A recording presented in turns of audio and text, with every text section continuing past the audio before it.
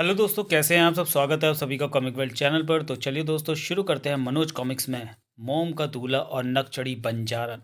और इस कॉमिक्स की रिक्वेस्ट करी है लखविंदर जी ने, जो कि हमारे एक सब्सक्राइबर हैं। तो चलिए दोस्तों, शुरू करते हैं इस कॉमिक्स को। मोम का दूल्हा और नकचढ़ी बंजारन, चित्रांकन बेदी, लेखक सावन गुप्ता। पर्वतों के बीच घाटी में चंबा नाम का एक गांव था। वह चारों ओर से बर्फ के पहाड़ों से घिरा हुआ था। उसी चंबा गांव के पास वाले जंगल में शंग्रीला नाम के बंजारों की एक बस्ती थी। बंजारे दुर्लभ जंगली जानवरों का शिकार करके उनकी खाल निकालते थे। तत्पश्चात ऊंचे दामों पर उन्हें नगरों में बेचते थे, जिसके कारण बस्ती के सभी बंजारे बहुत धनवान थे। बंजारों की बस्ती का सरदार दामुल था।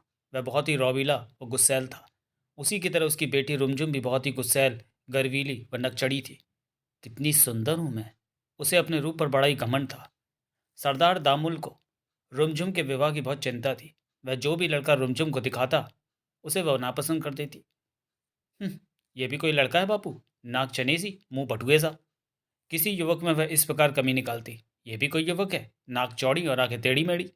इस प्रकार रुमझुम हर युवक में कोई ना कोई कमी निकालकर उसे नापसंद कर देती थी। रुमझुम की हरकतें देखकर सरदार दामुल सोचता, अगर रुमझुम इसी प्रकार लड़कों को नापसंद करती रही तो जीवन भर इसका ब्याह ना हो सकेगा। हे कुल देवता, रुमझुम को सद्बुद्धि दो, ताकि यह शीघ्र ही अपने लिए कोई लड़का पसंद कर ले। इधर रुमझुम सोचती, मैं तो उसी के साथ ब्याह करूंगी जो दुनिया के सारे युवकों से निराला और अत्यंत धनवान होगा। उधर चंबा गांव में जयदीप नाम का एक युवक अपने पिता विश्वदीप के साथ रहता था। बाप बेटा खेती करके अपना गुजारा करते थे। जयदीप बड़ा अच्छा शिकारी भी था। एक दिन जयदीप के मित्र उसके पास आकर बोले, जयदीप, सुना है पास वाले जंगल में इन दिनों एक सफ़ेद रीछ आया हुआ है। सफ़ेद रीछ? हाँ। जयदीप जयदीप, क्यों ना हम सफ़ेद रीछ का शिकार करने जंगल में चलें। ठीक है, मुझे कोई एतराज़ नहीं है। जयदीप उसी समय अपने पिता के पास जाकर बोला, पिताजी, मैं अपने मित्रों के साथ जंगल में शिकार करने जाना चाहता हूँ। ठीक है बेटे, जाओ, लेकिन सांझ होने से पहले ही वापस लौटा ना। तब सभी मित्र शिकार करने लिए जंगल की ओर चल दिए। जंगल में पहुंचकर शीघ्र ही उनका सामना सफ़ेद रीछ से हुआ। वो रहा सफ़ेद रीछ। जयदीप ने तुरंत ही निशाना साधा और भाला सर्राता हुआ रीछ के पेट में जा घुसा। "कर्र!" वाह जयदीप, बहुत अच्छा निशाना साधा है तुमने। सुनकर जयदीप की छाती गर्व से फूल गई। मुझसे बड़ा और कोई निशानेबाज इस इलाके में नहीं है। तब एक मित्र से राहन आ गया। वह जयदीप से बोला, मित्र जयदीप, एक सफ़ेद रीछ को मारने में तुम्हारी कोई शान है भला? हम तो तुम्हारी शान तब जाने जब तुम शंग्रीला कबीले के सरदार दामुल की बेटी रुमझुम से ब्याह कर सको। यह क्या कोई बड़ी बात है? जयदीप, रुमझुम से विवाह करना इतना सरल नहीं है जितना कि तुम सोच रहे हो। वह कितने ही धनवान व रूपवान युवकों को नापसंद कर चुकी है। विशाल, क्या तुम मुझे यूं ही समझते हो? देखते नहीं मैं कितना सजीला व रौबीला जवान हूँ। रुमझुम तो मुझे देखते ही मुझसे विवाह करने को तैयार हो जाएगी। तुम समझते क्या हो? जयदीप, इस प्रकार अपनी झूठी शान क्यों बगाड़ रहे हो? रुमझुम से विवाह करके दिखलाओ, तब जाने। ठीक है, मैं अभी रुमझुम के बाप के पास जाकर उससे उसकी बेटी के साथ विवाह करने की बात पक्की करके आता हूँ। कहकर जयदीप ने मृत सफ़ेद रीछ को पीठ पर लादा और शंग्रीला कबीले की ओर चल दिया। जयदीप मस्ती में झूमता हुआ सरदार दामल के पास पहुंचा। सरदार, मेरी ओर से ये मरा हुआ सफ़ेद रीछ आपको भेंट। ओह, सफ़ेद रीछ? सफ़ेद रीछ तो बहुत ही दुर्लभ प्राणी है। क्या इसे तुमने मारा युवक? हाँ सरदार। तब तो तुम बहुत बहादुर नौजवान हो। तुम्हारा नाम क्या है? मेरा नाम जयदीप है सरदार, और मैं पास ही के चंबा गांव में रहता हूँ। वहाँ मेरी थोड़ी ज़मीन है, जिस पर खेती करके मैं अपना और अपने पिता का पेट पालता हूँ। तुमने तो मुझे अपना पूरा परिचय ही दे डाला नौजवान। अच्छा, अब ये बताओ कि तुम मेरे पास किस उद्देश्य से आए हो? सरदार, मैं आपकी बेटी रुमझुम से विवाह करना चाहता हूँ। अच्छा। सरदार खुश होकर सोचने लगा, कितना अच्छा हो यदि इस बहादुर नौजवान के साथ रुमझुम का विवाह हो जाए, पर नक चढ़ी रुमझुम माने तब ना। कुछ सोचकर वह जयदीप से बोला, जयदीप, मुझे तो इस विवाह के होने में कोई एतराज़ नहीं है, मगर इस विवाह के लिए पहले मुझे रुमझुम से पूछना पड़ेगा। ठीक है, आप मुझे रुमझुम के पास ले चलिए सरदार। जयदीप को साथ लेकर दामुल झोपड़ी में घुस गया। बेटी, यह युवक तुमसे विवाह करना चाहता है। अच्छा बापू। रुमझुम ने अपेक्षा से जयदीप की ओर देखा। तुम काम क्या करते हो? चंबा गांव में मेरी थोड़ी सी ज़मीन है, उस पर खेती करके मैं अपना और अपने पिता का गुजारा करता हूँ। बड़े आए मुझसे विवाह करने वाले। कहाँ तुम और कहाँ मैं? तुम्हारे जैसे टटपुंजियों से तो मैं बात भी ना करना चाहूँ, विवाह तो दूर की बात है। ये तुम क्या कह रही हो रुमझुम? मैं ठीक ही कह रही हूँ। पहले मेरे लायक बनो, तब तुम मुझसे ब्याह करने के सपने देखना। रुमझुम, मेरी बात तो सुनो। मुझसे विवाह करके तुम बहुत सुखी रहोगे। मैं तुम्हें किसी भी प्रकार का कष्ट नहीं होने दूंगा। यह सुनकर रुमझुम क्रोध में बिफर उठी। मैं कहती हूँ निकल जाओ यहाँ से, वरना बहुत बुरा होगा। जयदीप अपना अपमानित सा झोपड़ी से बाहर निकल आया। उसके जाने के पश्चात, रुमझुम, तुमने ठीक नहीं किया। एक बहादुर नौजवान को इस तरह फटकार कर क्यों भगा दिया? बापू, आप भी न जाने किस किस को पकड़ कर ले आते हैं। रुमझुम ने क्रोध में पांव पटके और तेजी से झोपड़ी से निकल गई। इधर अपने गांव की ओर जाता हुआ जयदीप सोच रहा था, मैं तो बड़ी अकड़ से रुमझुम से विवाह करने चला था, अब अपने दोस्तों को क्या मुंह दिखाऊंगा। वह दुखी से अपने गांव वापस लौट आया। क्या बात है बेटा, तुम कुछ उदास से हो? कुछ नहीं बापू, बस यूं ही ज़्यादा तबीयत खराब है। जयदीप झोपड़ी में घुसकर चारपाई पर लेट गया। सांझ डले उसके तीनों मित्र उसके पास आए। ये क्या जयदीप, तुम तो यहाँ मुंह लपेटे झोपड़ी में पड़े हुए हो। हम तो सोच रहे थे कि तुम अब रुमझुम से विवाह करके ही वापस लौटोगे। रुमझुम तो यहाँ कहीं नहीं दिखाई दे रही। क्या उसने तुमसे विवाह करने को मना कर दिया जयदीप? मित्रों की बातें सुनकर वो बुरी तरह खींच उठा। तुम सब मेरा मजाक उड़ाने आए हो, जाओ निकल जाओ यहाँ से। उसका क्रोध देख तीनों मित्र चुपचाप झोपड़ी से बाहर निकल गए। अब जयदीप दिन रात रुमझुम के ख्यालों में डूबा रहने लगा। रुमझुम कितनी सुंदर है, वह रूई के फाहे की तरह नर्म और कोमल है। काश किसी तरह उससे मेरा विवाह हो जाए। उसका खाना पीना भी छूट गया। ये देख बेटा, तुझे क्या हो गया है? तू तो दिन प्रतिदिन सूखता ही जा रहा है, ना कुछ खाता है ना पीता है। बापू, आप मेरी चिंता ना करो, मुझे कुछ नहीं हुआ है। एक रात गोरखनाथ नाम का एक तांत्रिक उनकी झोपड़ी के बाहर आया और आवाज़ लगाई, क्या आज की रात मैं यहाँ विश्राम कर सकता हूँ? विश्वदीप झट झोपड़ी से निकलकर उससे बोला, हाँ हाँ क्यों नहीं, आइए अंदर आ जाइए। विश्वदीप उसे झोपड़ी में ले आया। जैसे ही गोरखनाथ तांत्रिक झोपड़ी में घुसा, यह कौन है? ये मेरा बेटा जयदीप है। ओह, इसकी दिशा तो बड़ी गंभीर है। वह जयदीप के पास गया और ध्यान से उसके ललाट की ओर देखने लगा। ये तो प्रेम की ज्वाला में जल रहा है। क्या? जयदीप के मस्तक की रेखाएं बता रही हैं कि वह बंजारे रुमझुम के प्रेम में पड़ गया है और उसी के विरह में इसकी ऐसी दशा हो रही है। लगता है आप कोई सिद्ध पुरुष है। हम गोरखनाथ तांत्रिक हैं। हम सफ़ेद को स्याह कर सकते हैं और स्याह को सफ़ेद। तब तो आप मेरे बेटे को भी ठीक कर सकते हैं गोरखनाथ तांत्रिक। हाँ हाँ क्यों नहीं।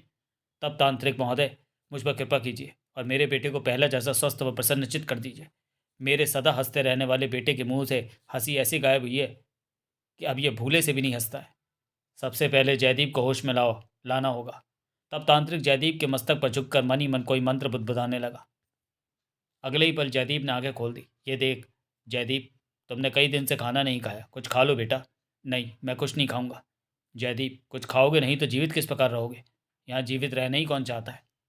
पिता के लिए ना सही, तुम्हें अपने और रुमझुम के लिए तो जीवित रहना ही होगा जयदीप। जयदीप ने झटके से आंखें खोली। आप रुमझुम को जानते हैं? कौन है आप? बेटा, मैं आज की रात तुम्हारे अभागे पिता का अतिथि हूँ, इसलिए तुम्हारा शुभचिंतक हूँ। मैं गोरखनाथ तांत्रिक हूँ। मैं चाहूँ तो तुम्हारा विवाह नक्चड़ी रुमझुम से करा सकता हूँ। क्या सच? हाँ जयदीप। तो गोरखनाथ तांत्रिक, दया करके इस असंभव कार्य को पूरा कर दीजिए। मैं आजीवन आपका आभारी रहूँगा। तो सुनो जयदीप, इसमें कोई शक नहीं कि रुमझुम अपूर्व सुंदरी और घमंडी है। उसका तीखा मिजाज फूलों में कांटे के समान पीड़ादायी है। जब तक उसका घमंड नहीं तोड़ा जाएगा, उस नकचड़ी लड़की को अकल नहीं आएगी। तुम अपना मन छोटा ना करो। मैं अपनी तंत्र विद्या से ऐसी माया रचूंगा जिससे तुम रुमझुम को अपमानित भी कर सकोगे और तब उसके साथ विवाह भी कर सकोगे।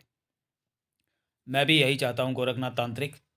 तब गोरखनाथ तांत्रिक ने अपने झोले में से एक खोपड़ी निकाली और उसके आगे लोबान जलाकर आंखें मूंद कर बैठ गया। वह मन ही मन कोई मंत्र बुदबुदाने लगा। कुछ देर बाद जब उसने आंखें खोली तो उसकी आंखों में लाल डोरे खिंचे आए थे। टालेश्वर प्रकट हो, टालेश्वर प्रकट हो। अगले ही पल, आज्ञा दो गोरखनाथ तांत्रिक। टालेश्वर, तुम्हें कल ही रुमझुम बंजारा के पास जाना होगा और अपने रूप जाल में फंसाकर उसे सबक सिखाना है। जो आज्ञा गोरखनाथ तांत्रिक। अब गोरखनाथ ने जयदीप से कहा, जयदीप, टालेश्वर उसे ऐसा सबक सिखाएगा कि रुमझुम जीवन भर उस सबक को याद रखेगी। लेकिन मुझे बताओ तो सही कि आखिर टालेश्वर करेगा क्या? तब गोरखनाथ ने अपनी योजना जयदीप को बताई। उसकी योजना सुनकर, गोरखनाथ तांत्रिक, तुमने तो वास्तव में ही बहुत अच्छी योजना बनाई है। सुबह को जब गोरखनाथ जाने लगा, जयदीप, यह कस्तूरी है। इस कस्तूरी को जब भी तुम ज़मीन पर घिसोगे, मैं उस समय जहाँ कहीं भी होऊंगा तुरंत तुम्हारे सामने प्रकट हो जाऊंगा। कहकर तांत्रिक ने कस्तूरी जयदीप को दे दी। तत्पश्चात उसने मायावी टालेश्वर से कहा, टालेश्वर, तुम्हें वही करना है जो मैंने तुम्हें समझाया है। जो आज्ञा गोरखनाथ। तब जयदीप और विश्वदीप तांत्रिक को छोड़ने बाहर आए। बाप बेटे से विदा लेकर गोरखनाथ तांत्रिक वहां से चल दिया। जैसे ही वे दोनों वापस झोपड़ी में पहुंचे, जयदीप, अब मुझे आज्ञा दो, मैं रुमझुम के पास जा रहा हूँ। ठीक है टालेश्वर, तुम जाओ, तुम्हारे पीछे पीछे कुछ देर बाद मैं भी वहाँ पहुँच जाऊँगा। तब टालेश्वर वहाँ से चला गया। इधर रूप रूप गर्विता रुमझुम झरने में स्नान कर रही थी। टालेश्वर वहीं जा पहुंचा। अब मुझे अपनी माया का जाल फैलाना चाहिए, सोचकर टालेश्वर ने हवा में हाथ लहराया। अगले ही पल उसमें फौरन तीर कमान से आकाश में निशाना साधा और तीर छोड़ दिया। तीर सरसराता हुआ आकाश की ओर चल दिया। वह सीधा दिन के प्रकाश में आकाश में छिपे एक राक्षस से जा टकराया। तीर में बिंधा राक्षस शीघ्र ही पृथ्वी पर आ गिरा। धड़ाम! इस प्रकार निशाना बांध बांध कर उसने कई राक्षस मार डाले। तभी झरने में नहाती रुमझुम की दृष्टि टालेश्वर पर पड़ी। ये सुदर्शन युवक कौन है और यह आकाश की ओर निशाना क्यों साध रहा है? उसने जल्दी जल्दी गीले कपड़े बदले और टालेश्वर के पास आई। युवक, तुम कौन हो और ये तुम क्या कर रहे हो? तुम्हें पृथ्वी पर पड़े हुए राक्षस दिखाई नहीं दे रहे हैं क्या? मैं बादल में छिपे राक्षसों को मार रहा हूँ। जब रुमझुम ने पृथ्वी पर पड़े तीरों में बिंधे राक्षसों की ओर दृष्टि डाली, यह युवक तो बड़ा ही पराक्रमी है, इतनी आसानी से आसमान में छिपे राक्षसों को मार रहा है। वह मुग्ध भाव से टालेश्वर की ओर देखने लगी। कुछ देर में ही टालेश्वर ने पृथ्वी पर राक्षसों की लाशों का ढेर लगा दिया। अब रुमझुम ने पुनः टालेश्वर से कहा, युवक, तुमने बताया नहीं कि तुम कौन हो? मैं पहाड़ी के उस पार वाले राज्य का राजकुमार कामदेव हूँ। रुमझुम, तूने आज तक न जाने कितने लड़कों को नापसंद किया। लगता है राजकुमार कामदेव ही तेरे सपनों का वह राजकुमार है जिससे तू विवाह करना चाहती है। यह सोच वह झिझकती सी टालेश्वर से बोली, राजकुमार कामदेव, मैं शंग्रीला जाति के बंजारों के सरदार की बेटी रुमझुम हूँ। क्या तुम मुझसे विवाह करना पसंद करोगे? रुमझुम, तुम अपूर्व सुंदरी हो, तुमसे भला कौन अभागा विवाह न करना चाहेगा? यदि तुम मुझसे विवाह करने को उत्सुक हो तो तुम्हें इसी समय मेरे साथ मेरे देश चलना होगा। अपने देश जाकर ही मैं तुमसे विवाह रचाऊंगा। बोलो, तुम्हें मंजूर है? मुझे मंजूर है, रुमझुम ने बिना सोचे समझे कहा था। तो लो, मेरा हाथ थाम लो, मैं अभी तुम्हें अपने देश लिए चलता हूँ।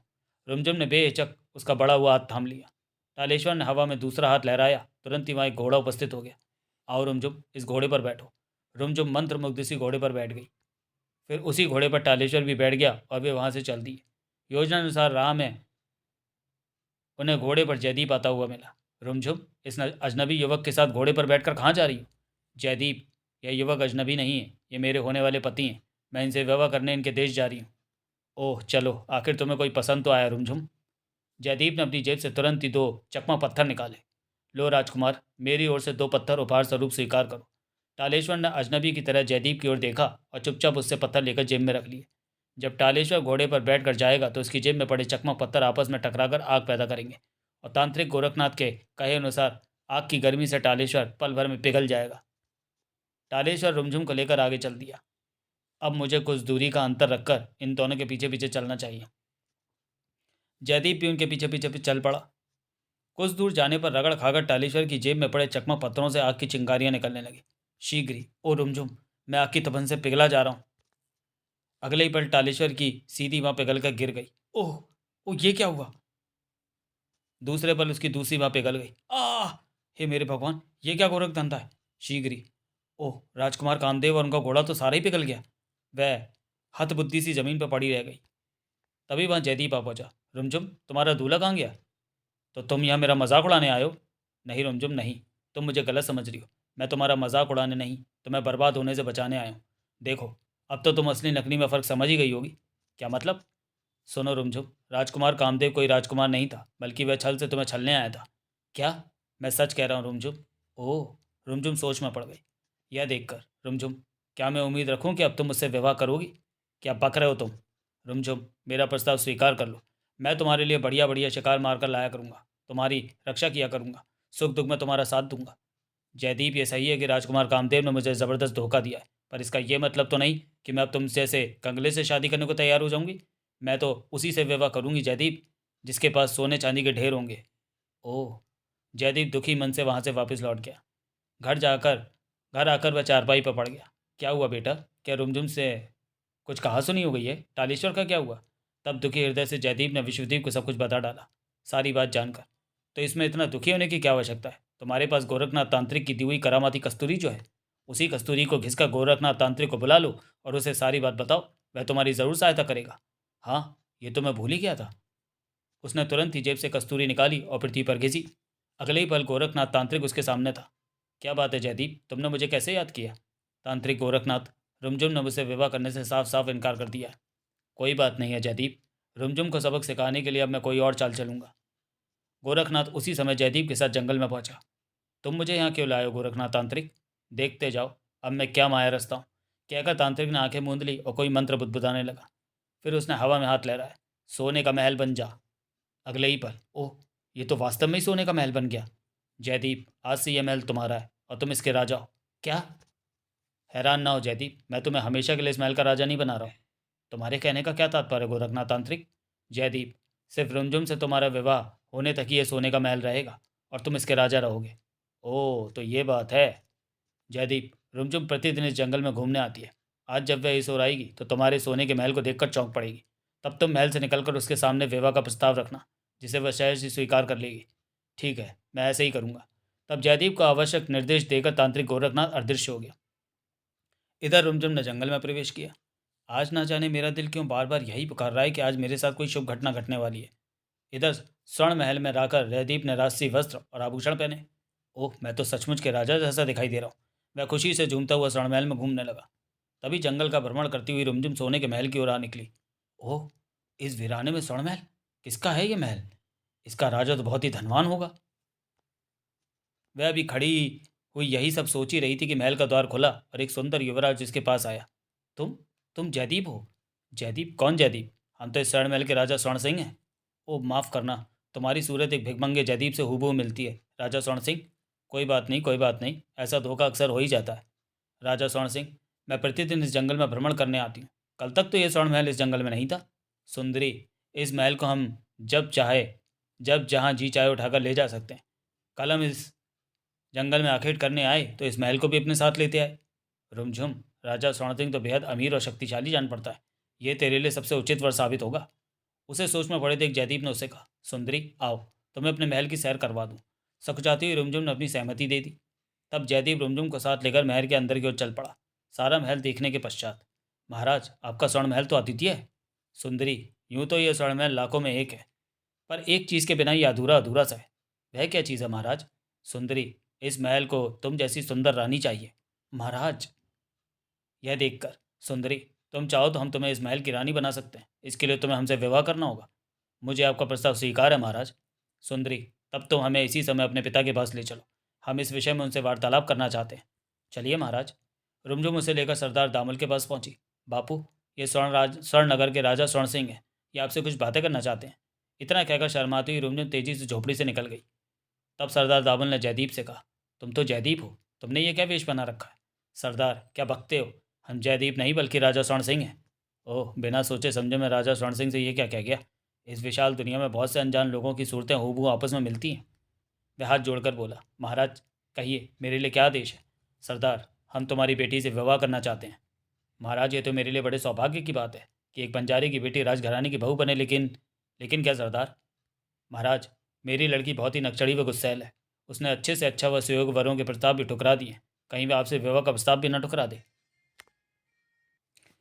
ऐसा नहीं होगा सरदार, तुम्हारी लड़की हमारे साथ विवाह करने की स्वीकृति दे चुकी है। ओह, तब तो मुझे कोई ऐतराज़ नहीं है। तब आप कल ही हमारे विवाह का प्रबंध कर दीजिए सरदार। हम विवाह के तुरंत बाद ही अपने महल के साथ अपने देश वापस लौट जाना चाहते हैं। जैसी आपकी आज्ञा महाराज। तब जयदीप वापस स्वर्ण महल में लौट आया। महल में आकर उसने कस्तूरी घिसी, जिसके फलस्वरूप गोरखनाथ तांत्रिक तुरंत उसके सामने प्रकट हो गया। कैसे याद किया? गोरखनाथ तांत्रिक, मैं रुमझुम के पिता सरदार दामल के पास जाकर रुमझुम से अपना विवाह पक्का कराया हूँ। कल उनके यहाँ मेरी बारात जानी है। ये तो बड़ी खुशी की बात है जयदीप। गोरखनाथ, रुमझुम मुझे स्वर्ण नगर का राजा स्वर्ण सिंह ही समझती है, इसलिए एक राजा की बारात क्या बिना बाराती और बिना धूमधाम के ही बंजारों की बस्ती में पहुंचेगी? ओह, तो ये कारण है जिसके लिए तुमने इस समय मुझे याद किया है। हाँ गोरखनाथ तांत्रिक, फिक्र मत करो, इसका इंतज़ाम भी मैं कल कर दूंगा। तुम्हारी बारात बहुत धूमधाम से जाएगी। अगले दिन तांत्रिक ने महल के बाहर पहुंचकर मंत्र बुदबुदाकर अपना हाथ हवा में लहराया। सजी धजी बारात तुरंत ही उपस्थित हो जाए। अगले ही पल, लो जयदीप, तुम्हारी बारात तैयार है। तब खूब धूमधाम से जयदीप की बारात आगे बढ़ी। बंजारों की बस्ती में बारात का खूब स्वागत सत्कार हुआ। तत्पश्चात विवाह संस्कार संपन्न हुआ। सरदार दामन ने भरे हृदय से रुमझुम को विदा किया। जा बेटी, अपने घर जा। रुमझुम की टोली बारात के साथ चल पड़ी। जब बारात स्वर्ण महल की ओर जाने के बजाय चंबा गांव की ओर मुड़ी, ये क्या? बारात तो स्वर्ण महल की ओर जाने के बजाय चंबा गांव की ओर जा रही है। कहीं बारात रास्ता तो नहीं भटक गई?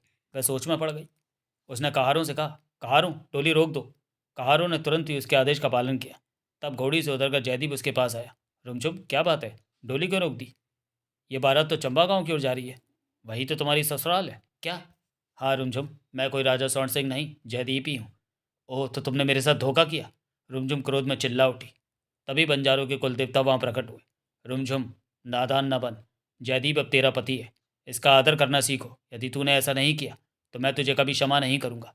जी कुल देवता, तब रुमझुम और जयदीप को आशीर्वाद दे कुलदेवता वहाँ से अदृश्य हो गए और रुमझुम बिना कुछ कहे जयदीप और बारात के साथ चंबा गांव की ओर चल दी। समाप्त। तो चलिए दोस्तों, वीडियो को यहीं समाप्त करते हैं और मिलते हैं मनोज कॉमिक्स की किसी अगले कॉमिक्स में अगले वीडियो में। तब तक के लिए धन्यवाद।